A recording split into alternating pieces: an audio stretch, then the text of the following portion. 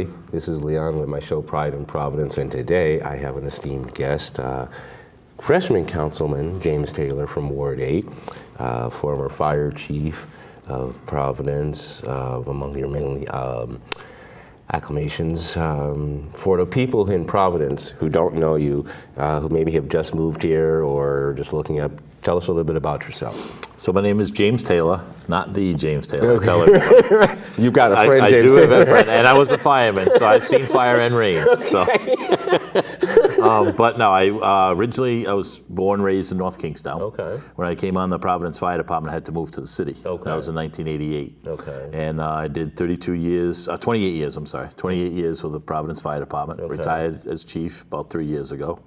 Also a coach like yourself Right. at Elmwood Little League. Was vice president and president. Okay. Actually, when I left, we had, I believe 800 kids and 45 teams. Wow. And I retired from the fire department, and I decided I would run for city council. And here I am. Well, okay, and our connection is I met your son years ago when he was doing an internship for a former state representative, so that's one of our connections. When you said you decided to run for city council, what was your inspiration besides that? Because as most people know, this gentleman drives around in his black truck picking up mattresses. You might know him as the mattress man. Right? Starting his own. I don't know how we're going to make it through this interview because I have to tell you in the pre-show we were talking. We giggled all the way through, but we're going to get through it. Yep. Yes. So, other than being the mattress man, what was your inspiration?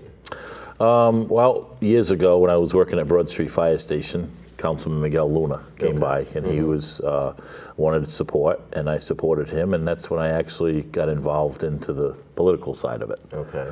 So I was the fireman, but also I also felt giving back to the community, and my sons are also out there. Yeah. In the beginning, they were helping me picking up mattresses Right, and doing everything, right. and then they get the girlfriends, and then it's all done now. Life happens. Yeah, they don't do that anymore. It's too cool. Yeah. Right. So I was always giving back to the community, Right. and I was upset with how this community. I drive down. I have a Facebook page. I got to plug my Facebook page. Ward 8, City of Providence, Ward Okay. 8. You got a good look. City of Providence, Ward 8 Okay. Facebook page. Please Right. check it out. Got to. And I was upset with, especially the West End, a lot of graffiti, a lot of trash. Right. Matter of fact, I did a video about a year ago of how bad Linwood Avenue was with all the Okay. potholes and everything. Yeah. And I said, we can do better. And I decided at that point to run. And here I am today. Well, when you decided to run, you know, as anything, you woke up and said, okay, what were your let's say your three main things that you say as a council person you want to get done or accomplished, Well, one of the things, like I work for the city, as a fireman, so Right. I couldn't run for city council because I work for the city. Okay. I could have run for state or senate, but at the time, now this is Scott Slater, and now is Anna Casada. Before was Senator Pachado. Right. I didn't want to run against them because I thought they were doing a good job. So I was always the guy behind the scenes, trying to say, hey, this is what we need to do. And then when I retired, that opened up the doors, and I said, we can do better. We can, the community can do better. And I kind of felt people out and asked them, what do you think? And they were like, yeah, you should run. And so my goals were to clean up the community. Okay. To keep people, have meetings. Matter of fact, the first meeting I had over on the West End, they told me that, the last time they can remember having a meeting in the West End, Dave Dillon was the councilman. That was 30 years ago. Wow. So Okay. that was important, and also I want being with the Elmwood Little League, as you know, Right. You want to give back to the community and give, let the kids have a good place. Like I'm working on Waldo Street Park, taking a little longer than I wanted, but I'm redoing Waldo Street Park, Okay. and I renamed it to Cheryl Fisher Allen, Okay. after. The neighbors in that area, she was won a bunch of teacher awards and everything. Awesome. So I have a vision of where Ward 8 should be. Okay. We're not there, but Right. I have a vision of what I want to do. If I can, I'll throw some of the things at you. That, Go ahead. The Linwood Avenue, I did the video last year. Okay. This year, Linwood Avenue is done. Okay. And when I put that on there and I said, we're going to repave Linwood Avenue, a lot of people on the Facebook page like, oh, it's been like that for 40 years. It's Right. been like that. And I'm like, you know what? It doesn't have to be like that. Right. And I roll the clock back to being in Elmwood Little League as the president. Okay. I was the first one to get the first set of lights there. Right. On the baseball field. Right. Because these kids, they're inner city kids. They go to these other leagues, and they see they have practice jerseys and then regular jerseys, and our kids have T-shirts and a hat. The best one I ever say that I think that people should watch is the movie Hardball. Okay.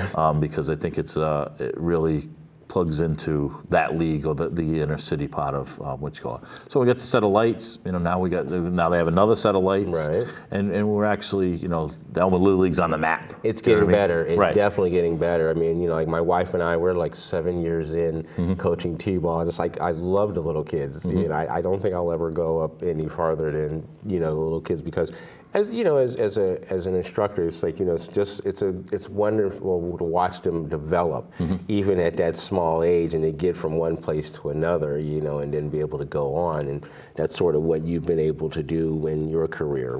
Start things at small and then go on, right? Yep. So, but also you got to look at, and you probably feel the same way, that you're not only their coach. Sometimes you're a parent. Yeah. Sometimes you're a mentor. Sometimes, they look up to you, and because they might have problems at home or whatever the thing is. So you're more. We used to take kids to like Pawtucket Red Sox games.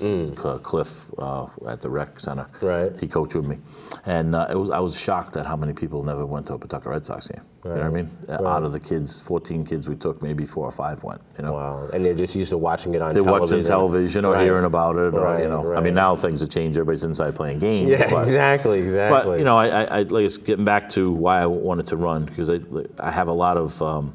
I want to redo Elmwood Little League next year. I want to redo their playground. Awesome. And rename it after the person just passed, Ed Hooks. Okay. The Ed Hooks playground. He just passed away. He was an umpire and everything in Elmwood Little League, and then I'm working on doing the Ottaween field now. Okay. To redoing their basketball court and scoreboard and fixing it all up. And next year I want to rename it the Tom Slater Field. Okay. Because he was a former representative. And I think it's important to recognize a lot of people on what they did.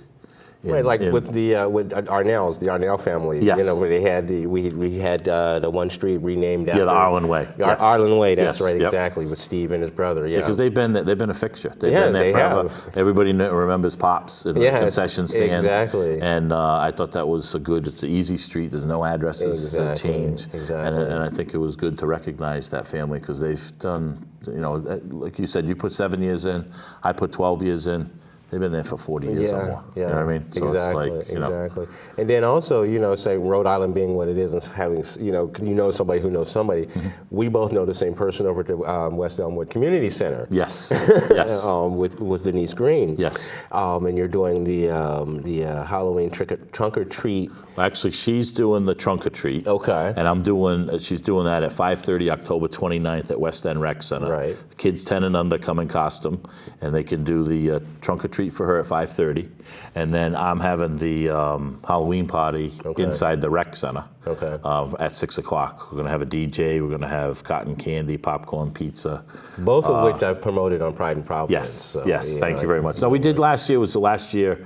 I first did it because, again, I believe in the community. Right. I believe a lot of people. I didn't know what to expect. I did it at the VFW post on Salem Street, and we had over 100 people. Wow. I couldn't believe the first time. I was like, if 20 people would have came, you would have been right. But people came, and they came to me afterwards and said, this is great because it offered them an opportunity to bring their kids to a safe environment. Right. Because nowadays, they're worried about walking on the streets. Yeah, you have to. Unfortunately, you have to be, in this situation. Like you said, what is one of your greatest joys when you reach out to your constituents? Because, like I said, you're the mattress man, but you're also James Taylor. Is it important for you to be a face in your community and not someone who's just, warming a seat?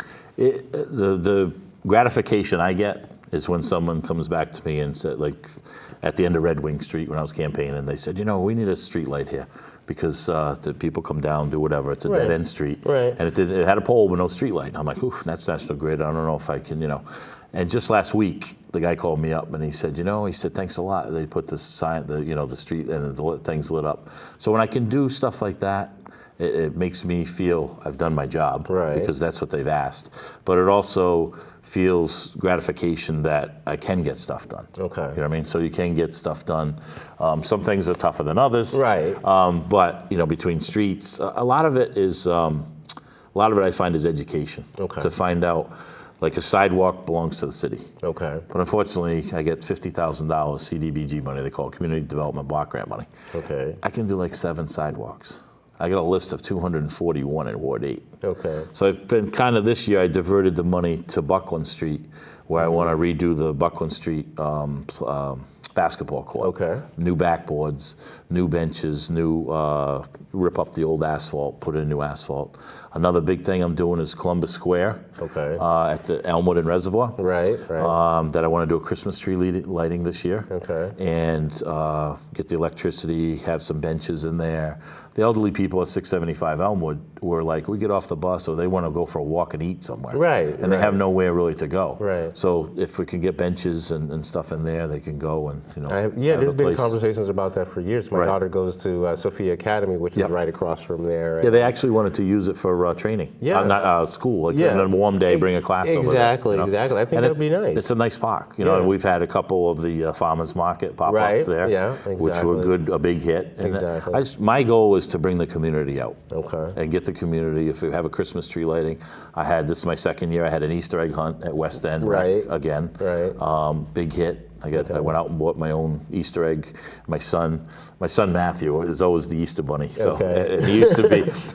The joke was when we were around the fire department, I used to drive the old antique truck. Okay. And Matthew used to ride in the back as Sparky. Well, we went to the Bristol parade one day, and it was Right. like 90 degrees. I thought he was going to pass out, and I thought they were going to come after me, saying, "You're abusing your child." But he stuck in there. He huh? did, he did. Yeah, he's a good kid. I mean, He is. and like I said, I'm having not run into him, but having the pleasure of meeting him, like I said, so many years ago. And like I said, we're really like Facebook friends, and we keep Right. in touch with each other, which is really, really good. Yep. So and My like- eldest son too, David. Yeah.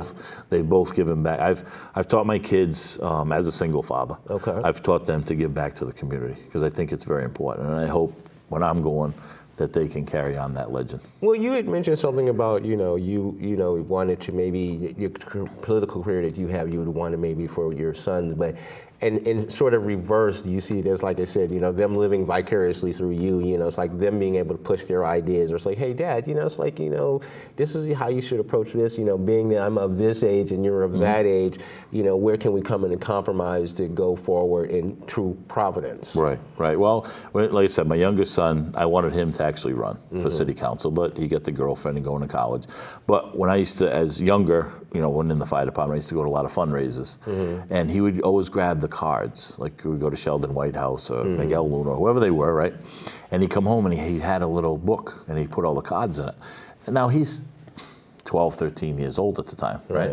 And I said, Matt, what are you doing? And he says, I want to keep all these cards so when I run, I can call them and have a fundraiser. Right. And I'm like, wow, what a smart guy. Like, you know what I mean? Yeah, Like, exactly. You're thinking that far ahead. Right, they might not be in office, but Right. he can say, hey, I went to yours and such Yeah, a date, exactly, So- exactly. And that's awesome that you're thinking that far forward.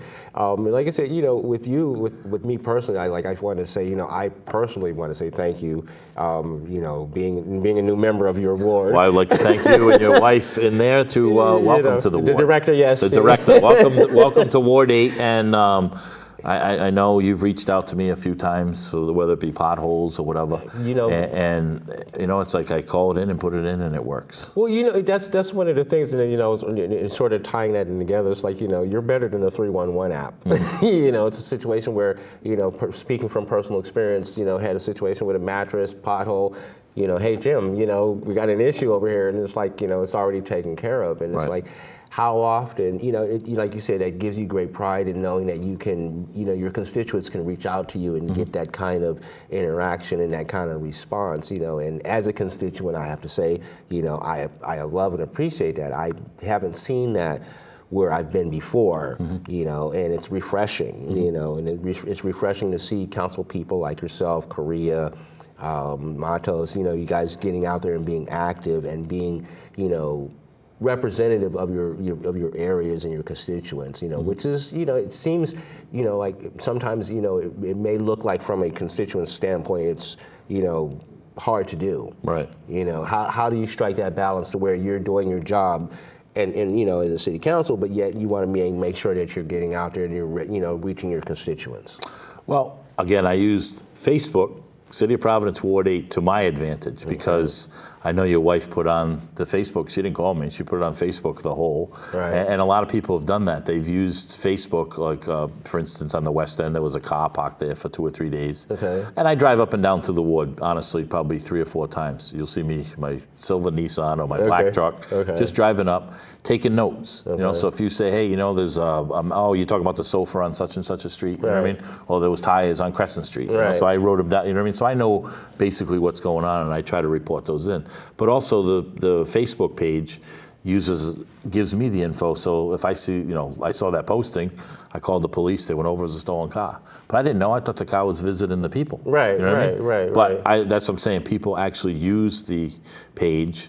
Real-time data. Real-time data for complaints, whether it's no parking or trucks parked here or you know, suspicious people. Right. I mean, I find a lot of people call me. Right. I'm like, suspicious people, call the police. Right. You know what I mean? What am I gonna do? I'm just one guy. Right. It's like call the no, but a lot of people call me, and I'm like, Right. call the police. You need to call the police first, then you can call me. Right. But you know, you call the police and get the police out there. Yeah, do it. Take the proper steps. Right. Exactly. And you know, we just, I know, I talked to the director over there that's about the contest that we have. Yes. I had a carnival over at Stop and Shop this year. Right. And I raffled off to, you know, had put questions on there about Ward 8. Right. And gave out free tickets to that. I just gave out free tickets to the Halloween Jack-o'-lantern spectacular. Right. And I want to make it fun. Right. You know what I mean? I go to the high rises, the elderly high rises, and I do a bingo night. Okay. Because you go into elderly high rise and it's different than out here. They, you know, they're in house all the time. Right. And then, So I go and I buy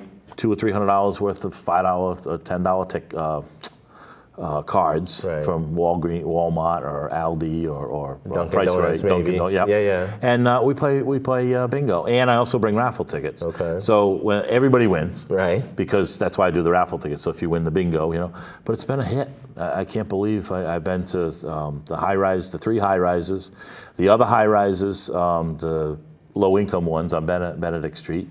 I bought them a domino table. Okay. And because they don't have anything. You know, it's like they'll use this table. So I buy the domino table. The only thing I messed up, I should have put my logo on it. but I had, it was Puerto Rican and Dominican. Okay. And they love it. Yeah. You know, I have a cookout there. My thing was when I ran is I'm not going to be an Olympian.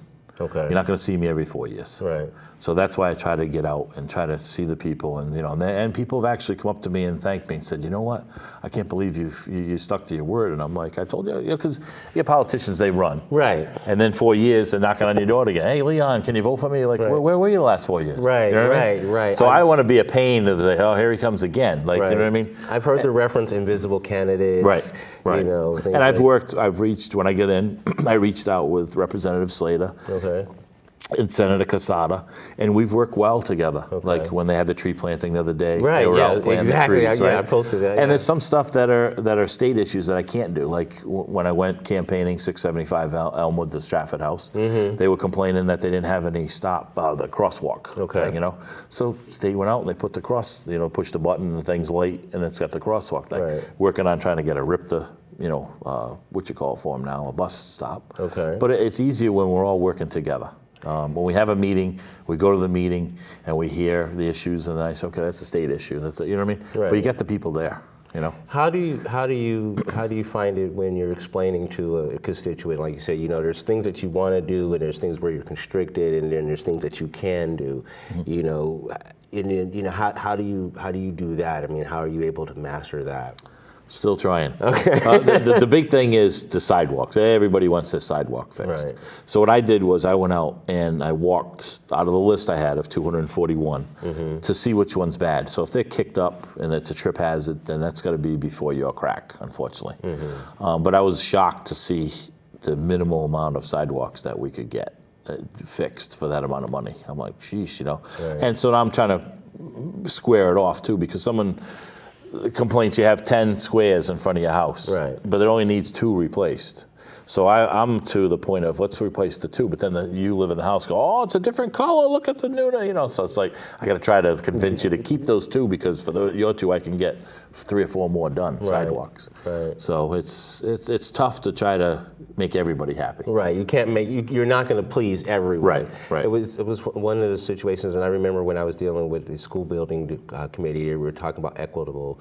And things like it's like it's one thing to give everyone a pair of shoes, but it's another thing to give everybody a pair of shoes that fits. Right. And how do you balance that out? And then but going into wrapping up, we were talking about earlier coaching and kids and how you were saying how you were coaching kids that are now constituents. Eligible to vote, right? How does that, like... It was different. Yeah. It was, and I'll tell you the story again. Right. I was walking on Waldo Street, and this kid said, hey, and I said, hey, what's up? It was afternoon, and he said, oh, I forget, I thought you were someone else, and I made a joke of, who's the white guy walking around right, and I said... On the West End. Right, and I said, it's anybody but Dave Talon. Right. I'm like, well, who do you think I was? And he said to me, oh, no, he says, I thought you were my coach. And I'm like, what's your name? And thank God he said, if you said Juan or something, I would have known. And he said Ebenezer. And I said, oh, Ebenezer Alcantara. And oh, yeah. And I said, wow, how you been? I said, how old are you now? He goes, oh, I'm 18 next month. I was like, sign up to vote, please. Right. And he voted both the primary and he voted in the general election. And then he was proud to vote for his coach. And then you have to wonder how many other people's like, man, I'm what right. It's like it's one of those kind of things, that's awesome. But as they grow up. Yes. And I didn't know who he was, right. but he recognized me. Right, you know what I mean? Right. And like it's the same story I had, I had a kid when my wife and I were doing some shopping. I was in the store and it's like out of nowhere, it's like Lowe's. It's like from one end of Lowe's, I hear Coach, and you guys are, you're looking around like who the heck is calling me? And it's like this little kid runs up, he's hi Coach, how are you? And I'm like, oh hey, how you doing? Where are your parents? Right. Well, again, you've impacted that person. Yeah. You've what I mean. So for him to remember you to do that, you know what I mean. I've got a kid on my team who comes every year. His name is Josiah. He's 4 years old, big kid, but he comes back every year and gets excited. And it's like, it's one of those kind of things. We get excited when he comes because he gets excited. And it's just that exuberance that, it's just hard to, transfer, when kids get that. But, as we're wrapping up, I'm sure I've talked enough, but, like what I like to do, as with my guests, is give you like maybe the last 5 minutes. I've got that camera over there. So that way you can tell Ward 8, people who don't know you or, things like that, talk about what you want to do. Just like you said, you can talk forever, so I'm going to give you 5 minutes. Okay, thank you very much. Again, thank you for having me on the show. You know what? I appreciate it. You have to come back. And again, welcome to the ward. I appreciate that. And you have to come back. We'll have to try to get updates. Okay, we'll do. I will. Okay. You got a deal. Okay. Okay, so again, my name is James Taylor. I'm the councilman in Ward 8. Please check out City of Providence Ward 8 Facebook page. I started that a couple years ago, and that's how I keep in touch with a lot of the constituents. If you need to contact me, you can call me at 401-225-8500. That's my phone. I don't have a city phone. I didn't change the phones. And also, every Saturday for Ward 8 residents, I still offer, a year later, I'm around picking up mattresses and tires. So if you live in Ward 8, please contact me and I will come and pick up the mattress because unfortunately they charge you $25 to $50, which I'm trying to work on the contract on that to see if we can change with Waste Management that they can pick up that stuff. They used to do it for free. Right. And I think we need to change it back to, the people paying the taxes, we need to do that, So I am out there doing Saturdays. Again, October 29th, if you have a child 10 or under and you live in Ward 8, please come to the West End Rec Center. You'll have plenty of candy. We got some surprises. We get the trunk or treat with the West End Community Center will be there also. So kids will get plenty of candy. The dentist might not like it, but you know what I mean? But no, I have that coming. I'm also doing a Christmas tree lighting in December. Date to be determined at the Columbus Square. and we're working on, like I said, cleaning up Ward 8. Some of the people I'd like to thank, if I could, Please. because I cannot do this myself. I'd like to thank the graffiti squad because they're out there cleaning up the graffiti. DPW for all their picking up of dumpings that are Keith. to happen. Keith, yes, Yes. Keith especially. He's another constituent. Yes, Keith. But DPW, sewer department, I've been working well with them, and the Parks department working well with them, and also two others, the Amos House Hands Up program. I've been working with them. They've been cleaning up a lot of the streets in Ward 8. Okay. Matter of fact, I had a cookout for them with Kaylee and recognized her in the group because they Awesome. do a lot. Awesome. And also, just recently, I met with the Providence Rescue Mission, Sean, and they are also going to start cleaning up some streets in Ward 8, and they're also doing a soccer league over behind Mansion Park. Awesome. Well, So- James, appreciate you coming by. Thank you very much, Remember and thank you, director in there. I know you're behind there. Thumbs up. Thank you. And remember, we've got a friend. Yes, you've got a friend. All righty. Thank you, everybody. Thank you.